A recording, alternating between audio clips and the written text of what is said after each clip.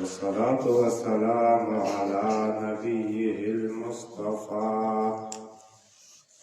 أما بعد أعوذ بالله من الشيطان الرجيم بسم الله الرحمن الرحيم وقرن في بيوتكن ولا تبرجن تبرج الجاهلية الأولى وأقمنا الصلاة وآتينا الزكاة وأطعنا الله ورسوله إنما يريد الله ليذهب عنكم الرجس أهل البيت ويطهركم تطهيرا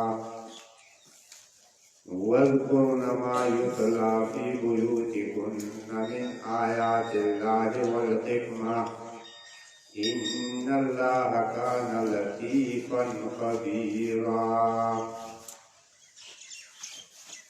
حاضرینو موږ تاسو دې کې یو دینی ماحول اجتماع کې جمع یو د الله د کتاب او د رسول الله صلی الله علیه وسلم دا حدیث مبارکه او قرآن کې د خپل ژوند د لارې معلومولو فکر دی.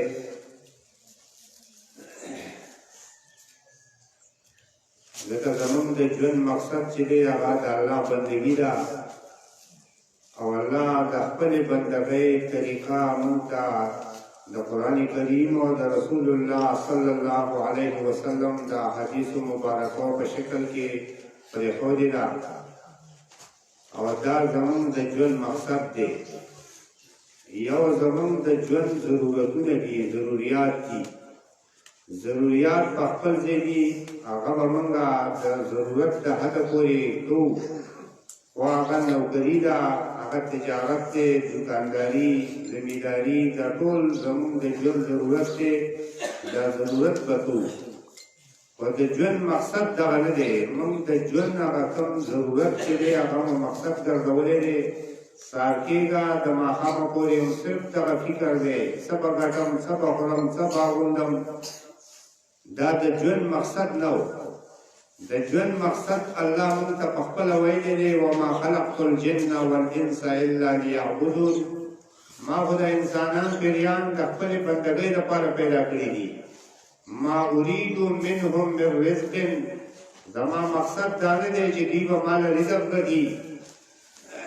رزق ورکوونکی خو دوی ته ځایما ان الله هو الرزاق المتین. بېشکه صرف یو الله دی چې هغه صرف او صرف رزق ورکوونکی دی، لوی طاقت والا ذات دی. نو د رزق وعده الله کړې ده.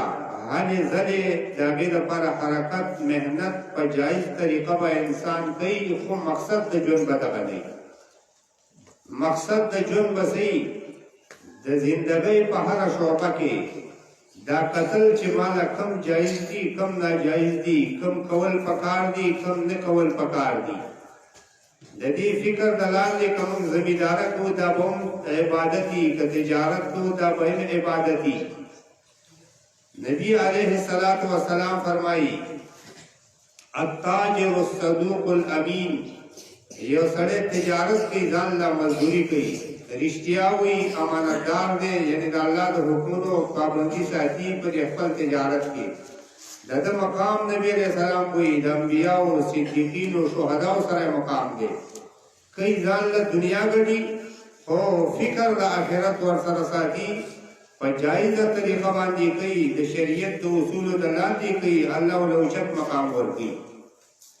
نو بل طرف ته چې کله دغه فکر ورتېنه لرې کې، نبی علیه الصلاة والسلام فرمایي التجار یبعثون یوم القیامت فجار. تاجران به د بدکاره خلکو په صف کې پاسي، د بدکاره خلکو په ټولي کې به پاسي. الا من اتقى وبر وصدق. صرف سو کسان دینا د بدکارو د ټولګي نه بباري. اتقا د الله نه یره وکړه، د الله د حدودو د احکامو پابندي پکې وکړه، د نیکۍ عمل یې وکړو، رښتیا یې ووایي. ځکه تجارتونو کې اکثر خلک دروغ وایي، خیانت کوي، نو دا خامۍ یې د تجارت نه لرې کړي. نبي علیه السلام وایي دا فجارو کې نه دی، دا د فجارو په ډله کې به نه وي. خبره مې دا کوله چې دغه د دنیا کار دی، خو چې کله موږ هغې کې فکر او سوچ د الله د رضا ساتو، هغه هم دین دی، هغه هم عبادت دی. اوس دا دین او دا عبادت دا یوازې په نارینه نه دی، دا په زنانو باندې هم دی. او ما چې کوم آیاتونه لوستي دي په دې پسې الله څه آیاتونو کې دا نارینه او زنانه دواړه ډل کوي، د المسلمین والمسلمات والمؤمنین والمؤمنات. نارینه او زنانه دواړه الفاظ جدا جدا ذکر کوي، خصوصا دې ځای کې.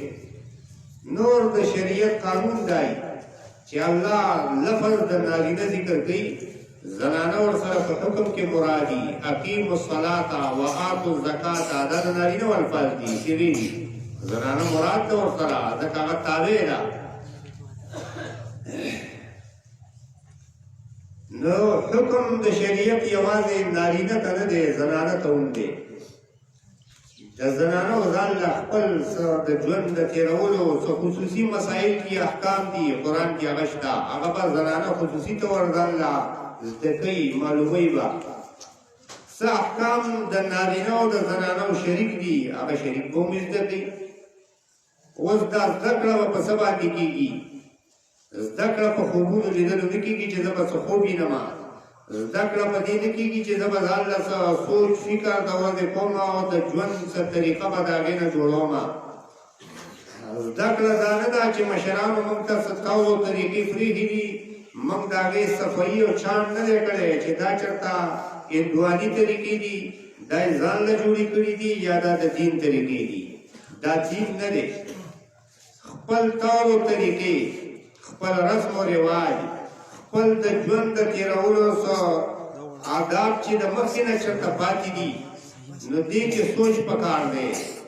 سوچ دا پکار دی چې دا تلل غواړي د الله د کتاب سره، دا تلل غواړي د رسول الله صلی الله علیه وسلم د طریقو سره.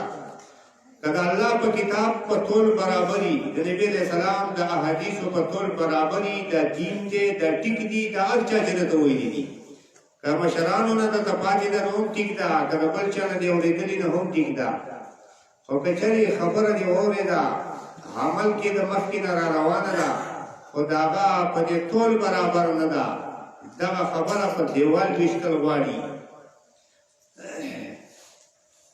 زمونږ په دې ملک کې پخوا راسې هندوان پاتې شوي دي په دې علاقو باندې، د هغو څه طور و طریقې په مسلمانانو کې پاتې شوي دي. مسلمانانو نادانسته طور سوچ او فکر یې پرې نه دی کړی او هغه یې خپل ځان له د ژوند معمولات او طریقه جوړه کړې ده. او هغې ته بیا دین هم خلک وایي، ثواب ورته هم وایي. دا انتهایي د ناکامۍ خبره ده چې دي مسلمانان، معاشره د مسلمان، کور د مسلمان، او پکې طور او طریقه د هندو، پکې طور او طریقه د انګریز، دا د مسلمان د ناکامۍ ذریعه ده.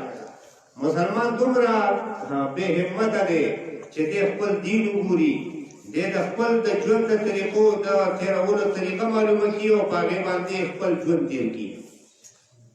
بطور نمونه یو څو مثالونه ذکر کوم. مفتی رشید احمد گنگوہی رحمه الله خپله فتاوا رشیدیه کې، دغسې شاه اسماعیل شهید رحمه الله تقویة الایمان کې هغه ذکر کوي چې په دې مړو پسې دا درې ماښامونه کېږي، دا د هندوانو طریقه ده. درې ماښامونه چې په هندوانو په دې مړو پسې څوک کوي، دا د هندوانو طریقه ده.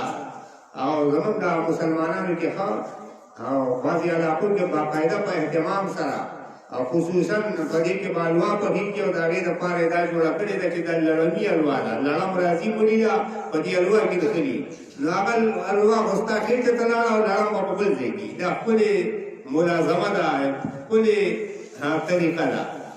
دې باندې سوچ پکار دی. دغسې مړي پسې څلوېښتي کلیزه، دا د هندوانو طریقه ده. هندوان ورته باجي وایي، مسلمان ورته چهلم وایي، اردو والا پکته، موږ ورته څلوېښتي وایو. دغسې کلیزه چې ده په هغې باندې ځوان د مړي ټول مال وایي صدقه کوي خیرات کوي د کلیزې وایي دا یې د کال خیرات دی خیرات د شپه مه ګوره ټیم مه ګوره 3 ورځې د غم پوره شي بیا د هغې نه پس د خیر چې څه کار کوې خو په داسې طریقه یې وکړه چې ټول عمر د دې مړي دپاره د خیر وي هغه صدقه جاریه وکړه صحابي د مور یې مړه ده نبی علیہ الصلوۃ والسلام ته وی خیرات کوم مور پسې نبی علیہ السلام وی د اوبو خیرات وکړه چې وباسا او ویا چې هاذا لابن سعد دا د سعد د مور د پاره صدقه ده ټول عمر به تا ته د هغې ثواب رسي نو مال لګئ په رواجونو یې مه لګوه په هغه طریقه یې مه لګوه چې هغه طریقه د مخکې نه چېرته غلطه را روانه ده په داسې طریقه یې ولګوه چې تا د خیر ذریعې جوړه شي د رسول الله صلی الله علیه وسلم کور کې غم راغلی دی ښادي راغلی ده په څه طریقه یې کړې ده موږ له دا سوچ پکار دی نبی علیہ السلام خانه کې ولیمه کې پیزا ومالاله کړې ده خلک یې په غوښه او په ډوډۍ باندې مړ کړی دی دا هم ولیمه وه دا هم ولیمه وه صفیه رضی الله تعالی عنها خیبر نه واپس را روان دي لارې لارې منې واده شوی دی په لاره کې یو موقع باندې دسترخوانونه وغوړولی شو چا سره څه دي راوړی سکوان کجوري یو څه بل څه هغه په دسترخوان جمع شو وخوړلی شو دا د صفیه رضی الله عنها ولیمه وه یو صحابي کور کې مور ورله لیټۍ اتو والوا دا تیار کړي دي ویسا نبی علیہ السلام لا نبی علیہ السلام صحابه راوغوښتو وایي دغه ولیمه وه نو دا مونږ چې نن سبا کوم تکلف جوړ کړی دی زموږ زندګي عظیم ګراني ده او بیا مونږ په ځان باندې بیا عذاب کړی دی نو دا عذابونه مونږ د ځان نه لږ لرې کړو دغسې په نبي علیه الصلاة والسلام باندې کور کې غم راغلی و غم یې په څه طریقه کړی دی بالکل بې تکلفه مونږ چې کوم تکلفات جوړ کړي دي دا تکلفات د نبي علیه الصلاة والسلام غمونو کې دو د لور بچی دی سای خیجی نبی علیہ الصلوۃ والسلام ته سوال جواب راولېږل راشه ته تسلی وشي د مونږه نبی علیہ الصلوۃ والسلام جواب ولې نو واپس هغه صحابي ته ورته ووایه لله ما اخذ ولله ما اعطى ورکوم د الله دي اغستلم د الله دي زما لاس کې دا نشته چې زه ستا د بچي سا واپس کړم لوی پیغمبر دی لوی شان والا او زما لاس کې اختیار دا نشته چې زه ستا د بچي سا واپس کړم لله ما اخذ څه چې د الله واغسته دا د الله ولله ما اعطى او څه چې الله ورکوي نو دا هم د الله دي د الله خزانې دي ورکولو خاونو ماغه دی د اخیستلو ماغه دی صبر کوا دا ځان له ثواب ګرځوه بیا نن هغې صبر ونه کړله او نبي علیه السلام پسې دوباره اطلاع راولېږله راشه نبي علیه السلام د صحابو سره روان شو لاړو چې کله لاړو نبي علیه السلام جولۍ کې ماشوم کېنو او د هغه سا حرکت کو سختۍ سره سای وتو اخري نزعه ده د نبی علیہ الصلوۃ والسلام سترګو نه اوښکې وبهېدې نبی علیہ الصلوۃ والسلام ته صحابه وی د الله نبی نو ته هم ژاړې ځکه نبی علیہ السلام خو د یو قسمه ژړا نه منع کړې وه صحابو خیال ده چې هر قسمه ژړا منع ده نبی علیہ الصلوۃ والسلام وی زړه خفه کېږي د سترګو نه اوښکې ځي دا رحم دی دا یو مهرباني ده الله د نیکانو ژوندو کې یې ده او الله چې کوم کار منع کړی دی نو هغه بل کار منع دی هغه دا نه دی هغه بل کار منع دی هغه نبی علیہ الصلوۃ والسلام نه کو نه کړی دی هغه کوم کار منع دی نبی علیہ الصلوۃ والسلام فرمایي ليس منا من ضرب الحدود وشق الجيوب ودعا بدعوى الجاهليه زما ملګری نه دی زما د ډلې نه دی ما ته د خپل نسبت نه کوي من څوک دی من ضرب الحدود هغه څوک چې غم کې خپل مخ په څپېړو واهه وشق الجیوب ګریوانونه وشلول ودعا بدعوى الجاهلیه د جاهلیت غونته چغې ووالې د جاهلیت چغې څه دي؟ لوی لوی صفتونه زما د غره په شان ورور او زما داسې او زما داسې، دا د جاهلیت چغې دي، دا ستاینې مه کوه. دا قسمه جړا چې وه، دا قسمه ویر چې و، نبي علیه السلام دا منع کړی دی. نه نبي علیه السلام کړی دی، نه د هغه صحابهو کړی دی.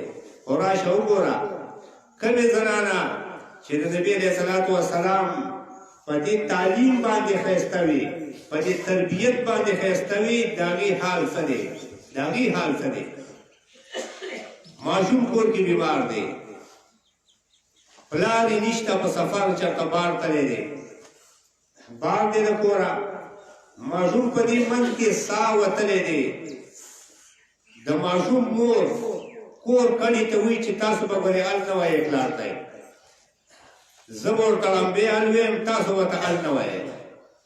ماښام ماشوم یې پټ کړی دی، کپړه یې پرې اچولې ده. ورې یو خبره په منځ کې دا یاده کوي، زموږ مجلس اکثر د عالمانو دی، عالمان ناستي به دی، خو هغه چاته وایم چې هغې په دې خبره پوهېدې دي. د مړي رونمایي چې ده دا څه شرعاً مطلوب نه ده.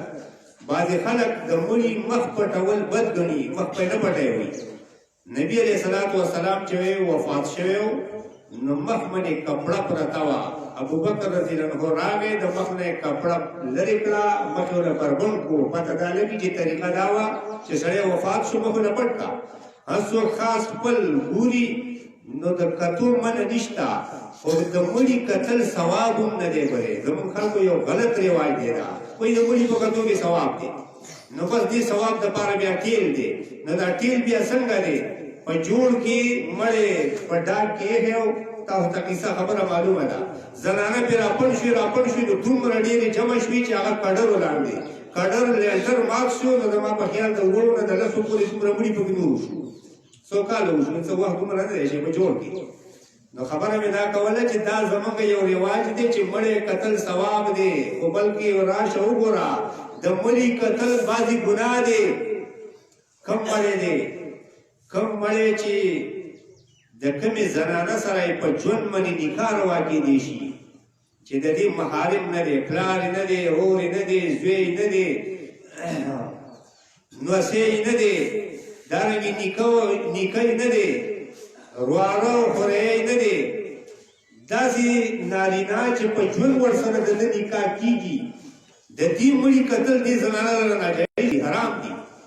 زموږ د چم گاول ټولې زنانه به جمع کېږي او هغې بس مړی دغسې ورته پروت وي او ټول به راځي او ګوري. نو بیا څوک وایي مخې تور شوی و او مخې سپین شوی و او سترګې کولاو وي او خوله یې کولاو وه او خوله یې بنده وه. دا صفتونه چا تاته ویلي دي د مړي او خلکو ته یې نورو پردو زنانو ته یې ښایه. نو دغسې پردو زنانو لره د مړي کتل منع دي، حرام دي. لکه څنګه چې دې زنانه لا پردي نارینه کتل منع و، نارینه خو دومره د دې زنانه حیا وساتله چې کله قبر ته یې کوزوي نو په دغه وخت کې دا زنانه په کفن کې بنده ده، له پاسه پې بل څادر هم دی، وجود یې نه ښکاري، تش چېرته زیات نه زیات د وجود حجم به یې ښکارېږي. نو چاپېره ورته نورې څادرې ونیسي چې د دې د وجود دا حجم هم چاپېره پردي نارینه ولاړ دي، غیر محارم ولاړ دي، دی ونیږي. نو نارینهو خو د زنانو دومره حیا او دومره پرده کوي، خو چېرته دوی د خپل ځان ته د حیا خیال ساتلی دی په دې ژوند کې، چېرته زه هم چېرته د دې پردو نارینهو نه حیا او پرده وکړمه. نو خبره مې دا کوله لکه څنګه چې د پردي نارینه لره دې زنانه ته په ژوند کتل منع و، دقسې دې نارینه لره دې زنانه ته په د مرګ نه وروستو کتل منع دي. چېرته دا شوي ده چې په جنازګاه کې د زنانه یې کولاو کړې ده چې راشئ تاسو وګورئ دا مړی دی. نه دا خو پرده ده اوسو، دا خو پردو نارینه له د دې کتل منع دي. نو ته دا پردي نارینه ولې ګورې؟ تا له دا اجازت چا درکړی دی چې ته پردی نارینه پلار دې نه دی، ورور دې نه دی، زوی او دوسی دې نه دی او ته هغه ګورې؟ دا ډېر غلط رواج دی، غلطه طریقه ده، حرام عمل دی. دې غم له چې تلي ثواب نشته، الټه ګناه به راوړې. معذورتن لا ماجورتن، ګناه نه به ډکه راځي، ثواب نشته. خبره مې دا کوله چې مړی وشو مخونه پټ کړه، رونمایي د مړي د مقصود نه دی، نه پکې څه ثواب شته او نه په دې پټولو کې څه ګناه شته، بلکې پټولې طریقه د نبي علیه السلام ده. تعلیم دغه دی، ځکه خو د نبي علیه السلام مخ پټ کړلی شوی و، خبره مې په نیمه کې پاتې شوه. نو ماشوم باندې کپړه اچولې ده، پټ کړی دی. ماښام خاوند راغی د ښځې، خوراک یې ورته کېښود، طبیعت ورته نه خرابوي. ښه زمونږ زنانه چې چېرته د باره څوک راشي نو دي به تر اوسه هېڅ چل دی، خو چې د باره څوک راشي نو ها چلې به شي. او د الله بندې څه چل و چې د بار نه څوک راغی د چلې وباسي اوسه نو هغه د بار هغه بېچارې څه نه وي، نو هغه یې په چلو کې د ځان سره، نو هغه بچی مړ دی د دې زنانه پردی نه ده ګورې. او کور ته یې خاوند ماښام راغی، ښه په طبیعت کې ځان ورته خوشحاله خوشحاله کوي، په دې هغه نه پوهېږي چې خاوند بچی مړ دی. خاوند سره یې خوراک څښاک شوی دی، د شپې وده شوي هم دي. زمونږ د خلکو یو بل رواج وګوره چې مړی په کور کې پروت دی، وده کېږي به نه.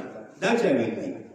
وده کېږي به نه وي، خوب به نه کوي، ټوله شپه به مړي، ماښام مړی وشو تر سهاره به دې مړي ته دقسې ویښ ناست. دا د اسلام طریقه خو نشته، هغه خو مړ دی نو ته وده شه ځان لکه نه څه چل دی. دا ورځ په دې کلي کې دلته شته که نشته؟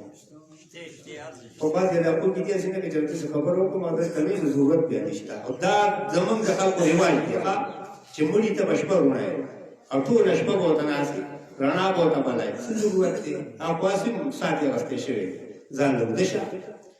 دغسې زمونږ د خلکو رواج دی، څو پورې مړی وي خوراک به نه کوي، خوراک خراب دی. ولې حرام دی؟ ستا سمې یې خوراک کوي، او ځان ته کوه. کومه منه خبره چې دا هغه وروستو بله د هغه ذکر کومه، خو دا منه نه دي چې یاره څو پورې مړی د کوره نه دی وتی خوراک حرام دی، خوراک منه دی، نه دی حرام. هغه څوک وږي خوړی شي ځان دې خوري که نه. نو هغې ماښام څه کړي دي خبره مې دا کوله، مړی پروت دی بچې، خاوند باندې ډوډۍ وخوروله، ښه طبیعت ورته نه خرابوي. وده شو، خپله څه تقاضا یې مو پوره کړه، طبیعت نه خرابوي. د هغې نه پس خاوند ته څه وایي؟ وایي یاره خبره درته کومه. وایي څه؟ ته به ما پښتو حدیث نور ووایه، خلک پوهېږي که ای امیر خان پاکستاني وایي. نو بیا هغه خاوند ته څه وایي؟ وایي که د چا ستا سره امانت وي او هغه ستا نه واپس څوک غواړي نو ته به یې منع کوې؟ ته به پرې خفه یې؟ وایي نه. نو بس په دې خبره چې پوه کړو، نو وی خپل بچی دی د آخرت ثواب وګڼه. او بچی مړ دی، اوس خاوند ته پته ولګېده، هغه ته لږ غوسه وشو، وی تا زه پرېښودم ځان مې پلید کړو، نو اوس دې راته الوي. هغې بس هغه وخته پورې څومره کلکه زنانه ده، هم زنانه وګورئ بچی یې مړ دی. هغه سهار لاړ، نبي علیه الصلاة وسلام ته یې دا خبره بیان کړه. نبی علیہ السلام ولا دعا د برکت وغوښته، الله دې ستاسو په شپه کې برکت واچوي. دا هم د نبی علیہ السلام تعلیم وکړه، دا خو نه وه. موږ خبره واورو خو سبا که دا څه وشو نو بس هغه خپل تعلیم پاتې، هغه تعلیم تربیت پاتې، فطرت چې کوم زموږ په فکر کې ځان له جوړه شوې خبره ده هغه خبره پرې وکړو. نو پکار دا ده چې موږ دا د دین تعلیم د نبی علیہ الصلوۃ والسلام په معاشره کې دې تعلیم انقلاب راوستی و. دغه انقلاب و، موږ کې که دا انقلاب نه راغلی نو ولې دا خبره تش د غوږ او د خولې پورې ده، زړه ته نه کوزه شوي، دا زړه ته کوزول غواړي. نو نبی علیہ الصلوۃ والسلام باندې مې غم هم راغلی و، د نبی علیہ السلام په صحابو غم هم راغلی و. په څه طریقه باندې کړي دي، څه طریقه باندې کړي دي؟ نبی علیہ الصلوۃ والسلام وایي لعن الله النائحة والمستمعة. هغه زنانه باندې د الله لعنت دی چې مړي باندې چغې وباسي، ویر کوي. هغه زنانه لعنت دی چې هغه دې ته غوږ ږدي، غوږ یې ورته ږدي. دارنګې نبي علیه الصلاة والسلام فرمایي ان المیت لیعذب ببکاء اهله علیه. اگر چې دا عائشہ رضی الله تعالی عنها باقی کې یو خپل تفسیر دی، خپل تحقیق دی، خو دا حدیث یو مطلب دا دی چې کوم انسان چې هغه په ژوند کې دا خونه کړی دا دا تربیت ورکړی دی دا عملی زندګۍ کې دا عملو چې په دې کار باندې خوشاله دی د دې کار خونه کړی دا چې ما پسې بداسې کوي ما پسې بداسې کوي نو دا انسان چې کله مړ شي یو څوک پې جاړي دله په دې جړا باندې عذاب ځکه میلاویږي چې د ده په ژوند کې د تربیت د دې خبرې ورکړی دی د عملا دا کار کړی دی د په خپل ژوند کې خلک منع کړی نه دی دی په خوشحاله نو چې دی مړ شي د باندې څوک چغې وباسي دا مړی عذابېږي هر مړی نه یو مړی په ژوند کې په دې کار خوشحاله نه و خپل کوشش یې کړی دی د منع کولو بیا په هغه باندې څوک جاړي د دې ژوندو له به سزا الله ورکوي خو مړي له نه ورکوي ګورې موږ اکثر وایو دې باندې مړي ته سزا رسي دا مړی په دې عذابېږي تاسو چغې او شور او سورنۍ مه وهئ نه هر مړی نه هغه مړی چې په خپل ژوند کې دا کار نه دی منع کړی هغه مړی چې هغه په ژوند کې به دې کار خوشحاله و نو چې د ده د مرګ نه وروسته دا کار کېږي دا د خپل د ژوند عمل دی نو په دې وجه باندې دله به په دې باندې سزا میلاوېږي نو پکار دا ده خصوصا کورونو کې مشران زنانه دي مشران نارینه دي کشران په دې خبره باندې پوهه کوي کشران په دې خبره پوهه کوي چې دا کار مه کوئ دا کار د نبي علیه السلام د ښوونې خلاف دی موږ له په ژوند کې هغه عمل د خیر او د فایدې دی هغه عمل د کامیابۍ دی چې کوم عمل د نبي علیه السلام په طریقه باندې دی د نبي علیه السلام د تره زوی دی جعفر رضی الله تعالی عنه وفات شوی دی نبی علیہ السلام خپل کور والا ته وایي چې تاسو د جعفر کور والا دپاره د خوراک انتظام وکړئ ځکه دوی ته داسې غم تکلیف راغلی دی دوی د خوراک څښاک د انتظام نه مشغوله کړي دي د مړي دا ډوډۍ د تکه ټکي نه ثابته ده موږ چې غم کور له ډوډۍ کوو د تکې نه ثابته ده تکه ټکې دی نبی علیہ السلام څه وایي اصنعوا لآل جعفر طعاما فإنهم أتاهم دوی ته داسې غم فکر داسې تکلیف راغلی دی چې دوی مشغوله کړي دي د دې کار نه دوی خپل انتظام نشي کولی